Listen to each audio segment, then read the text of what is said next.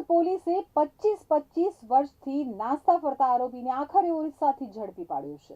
સુરત શહેર crime branch પોલીસે Pandesara police માટે વિસ્તારના હોટલ સંચાલકને છરો મારી 25 વર્ષથી નાસ્તા ફરતા આરોપીને ઓરિસ્સાના ગંજામથી ઝડપી પાડી કાયદેસરની કાર્યવાહી હાથ ધરી છે। આ અંગે ક્રાઇમ બ્રાન્ચ પોલીસે જણાવ્યું હતું કે સુરત શહેર પોલીસ કમિશનરે તારીખ 19/3/2025થી તારીખ 31/3/2025 સુધી નાસ્તા ફરતા આરોપીને પકડવા સ્પેશિયલ ડ્રાઇવનું આયોજન કર્યું હતું। જે અનુસંધાને પાંડેસરા પોલીસ મથકમાં છેલ્લા 25 વર્ષથી નાસ્તા ફરતા આરોપી હિના ઉર્ફે મુકેશ બંસી ગોડને ઓરિસ્સાના ગંજામથી ઝડપી પાડ્યો છે।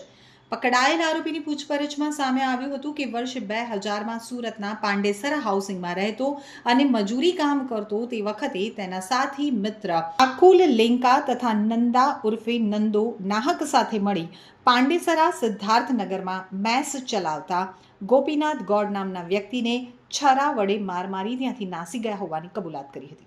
આ મારામારીના ગંભીર ગુનામાં છેલ્લા 25 વર્ષથી તે નાસ્તો ફરતો હતો। આરોપી વિરુદ્ધ નામદાર કોર્ટે CRPC કલમ 70 મુજબનું વોરંટ પણ ઇસ્યુ કર્યું હતું। હાલ આરોપી પોતાની ધરપકડ ટાળવા ઓરિસ્સાના ગંજામ ખાતે ભુવનેશ્વર શહેરમાં સિમેન્ટ ડેપોમાં મજૂરી કામ કરતો હતો અને 8 મહિના સુધી વતન ગયો નહીં। ત્યારબાદ તેના ગામ જતો અને પરત ભુવનેશ્વર મજૂરી કરતો હતો।